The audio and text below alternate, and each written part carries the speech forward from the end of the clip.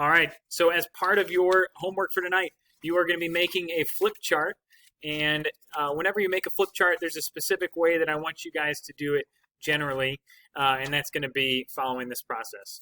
So the first thing you will need to make a flip chart is one single sheet of printer paper. It can be all white, or if you have construction paper, that works well. I generally tend to point you away from using loose leaf just because it's harder to see some of the writing on it. Once you get your piece of paper, you want to fold it in half. So you have your long piece of paper. You want to fold it in half, not this way. You want to fold it in half so that it creates two kind of not long ends. When you fold that in half, all right, I guess some people call it hamburger style. Once you've gotten that folded in half, you can either cut along the rim here, the ridge here, or you can fold it in half a couple more times to get it to where you can actually cause it to be easy to tear. So once you've gotten that nice and that crease nice and formed, you can tear this piece in half, and you should come out with two really nice even halves of paper. Once you've got these two halves, you're going to put them, you can either do this fold together or apart, but you can put them on top of each other. Same thing, you're going to fold them hot dog style. All right, fold them together hot dog style, and similar to a hot dog bun is the reference here. And you're going to get two things that look like this. A lot of times you may have made a name plate like this in previous school activities. So you're going to get this folded in half.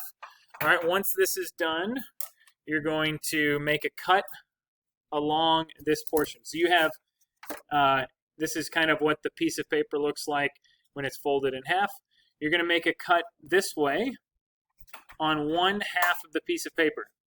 All right, a lot of guys fall into the trap of folding it in half like this and cutting all the way through. You're going to end up getting a square, individual square, and it's a little bit harder to work with. You'll have a little bit more gluing to get it down. So take your scissors as evenly as you can. If you don't really do it, if you're not that great at dividing a piece of paper just by sight into thirds, then maybe measure it out or draw it out before you cut, just so you don't end up with really awkwardly sized squares. But if you can eyeball it pretty well, you want to cut all the way to the center line. All right, you can see how I did that there. And then same thing again.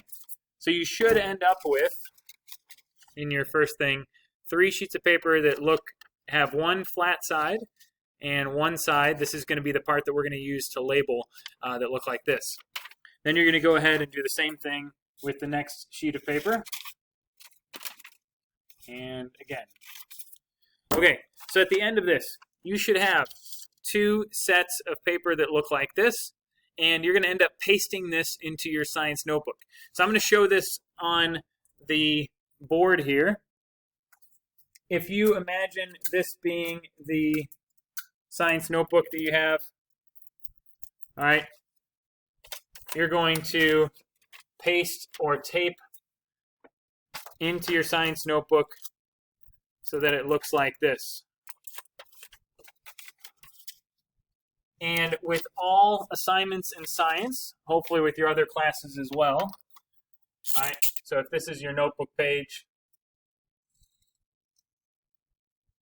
all right, you're going to end up putting a title. Make sure you do all of this. So you'll have your title. You'll paste or tape these into your science notebook. You'll end up writing whatever goes on the front here and whatever goes on the inside in this space. And the assignment for whatever we do will describe whether or not something goes on the front or on the inside. Thanks. If you have any more questions, please reach out.